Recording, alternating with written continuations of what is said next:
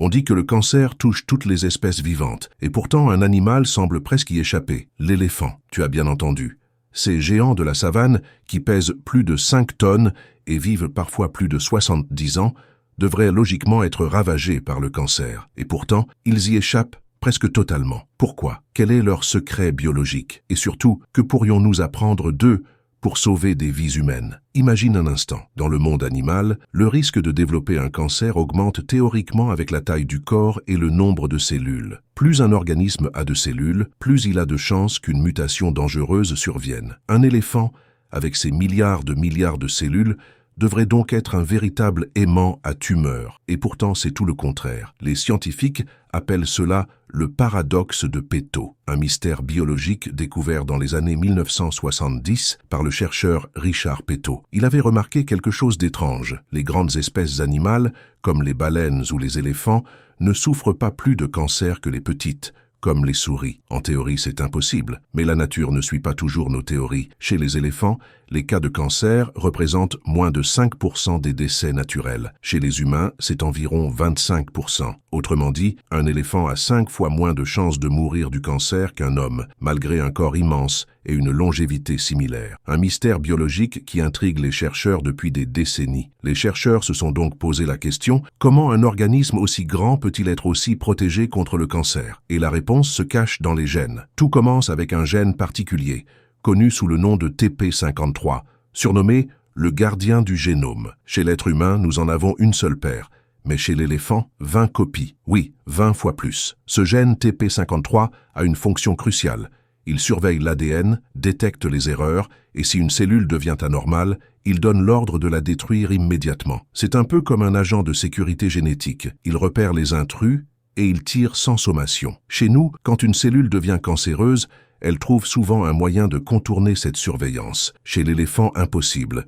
Dès qu'une cellule commence à muter, l'armée des TP53 déclenche une réaction radicale, apoptose, la mort programmée de la cellule. Des expériences ont prouvé ce mécanisme fascinant. Des chercheurs de l'université de l'Utah ont comparé des cellules humaines et des cellules d'éléphants exposées à des rayonnements cancérigènes. Résultat, les cellules humaines ont résisté, muté, puis survécu. Comme souvent, les cellules d'éléphant, elles, se sont autodétruites immédiatement, sans laisser la moindre chance au cancer de s'installer. C'est brutal, mais terriblement efficace. Et ce n'est pas tout. Les éléphants possèdent aussi un autre atout caché, un gène zombie. Oui, un gène mort depuis des millions d'années, que l'évolution a réveillé. Il s'appelle LIF6. Chez les autres espèces, ce gène est inactif, mais chez les éléphants, il a ressuscité. Son rôle, détruire toute cellule suspecte sur simple signal du TP53. C'est une sorte de bouton rouge interne, un mécanisme d'autodéfense instantané. Les chercheurs disent que LIF6 agit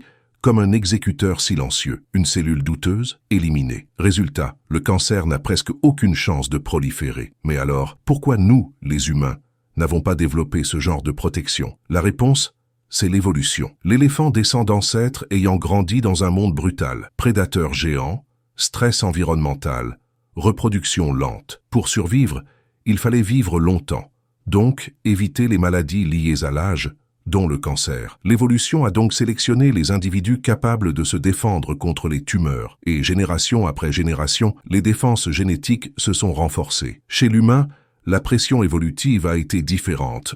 Nous mourions jeunes, bien avant que le cancer ne se développe. Résultat, la nature n'a pas eu besoin de nous doter de 20 copies de TP53. Aujourd'hui, ces différences fascinent les chercheurs, car si l'on comprend comment les éléphants neutralisent les cellules cancéreuses, on pourrait créer de nouveaux traitements pour les humains. Des essais sont déjà en cours pour imiter le fonctionnement du TP53 multiple ou pour réactiver des gènes dormants comme LIF6. Certains chercheurs parlent même d'un futur où l'on s'inspirera du génome des éléphants pour guérir le cancer humain. Mais cette résistance au cancer n'est qu'un aspect de la puissance biologique de l'éléphant. Ils ont aussi des mécanismes immunitaires exceptionnels, un cœur incroyablement robuste et une mémoire phénoménale. Tout semble indiquer que la nature a fait de ce géant un modèle d'équilibre et de survie. Et paradoxalement, c'est cette perfection biologique qui rend leur disparition encore plus tragique. Chassés, braconnés, menacés par la perte de leur habitat, Les éléphants meurent aujourd'hui non pas de maladie mais de la main de l'homme. Ironie cruelle. L'animal le plus résistant au cancer